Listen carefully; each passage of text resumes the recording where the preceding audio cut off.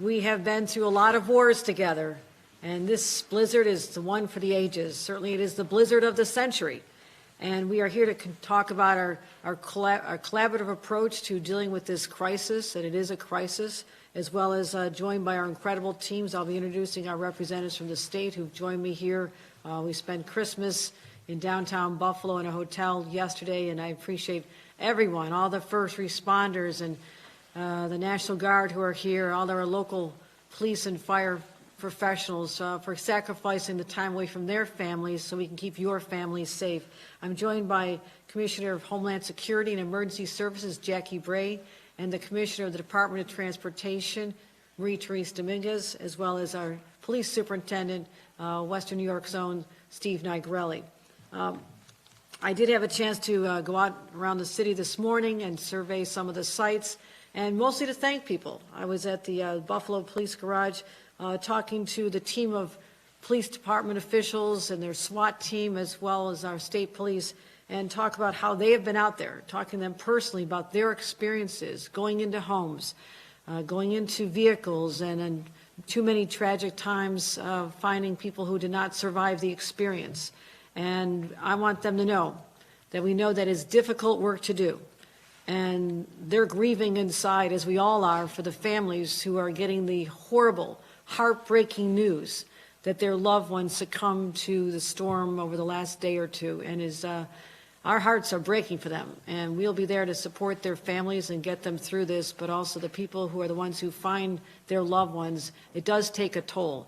And I wanted these people, as tough as I know they are, to know that we need to make sure that they can handle the circumstances they're in, because none of them ever thought that this is what they'd be doing on their Christmas holiday either. So I wanted to thank them. I also had a chance to see some of our snow plowing operations on Route 33, the DOT. Extraordinary what they've been doing. And it was very important to keep Route 33 open because that is a gateway to one of our major hospitals, ECMC.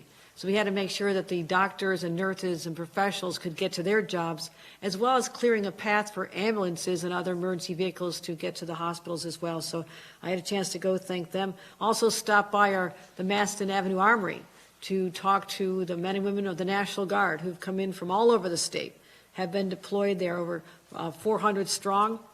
More are on the way, and we're going to continue having them involved in our missions, search and rescue, plowing, traffic enforcement, bring food and water to our warming shelters and to our first responders, as well as medical transport to get people where they need to go. And in fact, one such case, we had a situation where the head of surgery at ECMC was trapped in a vehicle with his elderly mother, and they're running out of fuel, and they are rescued by our state fire teams as well, who have been doing an extraordinary job. I don't think a lot of people talk about the state fire teams, but they have been everywhere, really the backbone of this operation for us. So that is what I just witnessed on the ground this morning. I'm in downtown Buffalo. We'll continue to be here.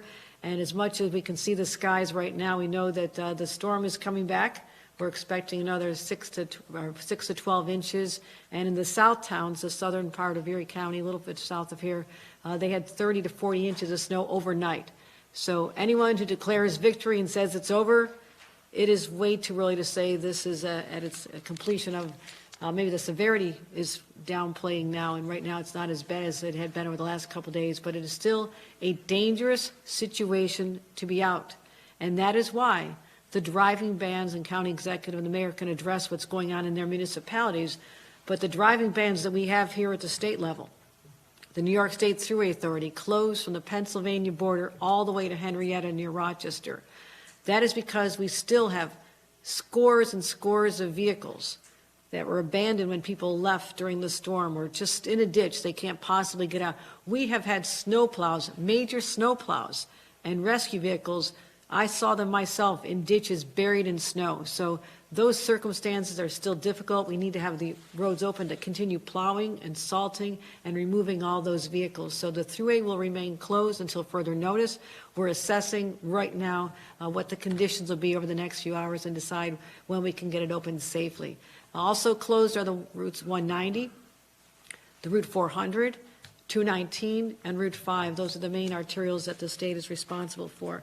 Back to the search and rescue, our teams alone in the county and the city have their own stories. We had over 550 rescues transporting people all over, people from out of town who had no idea what they were in for. It's extraordinary.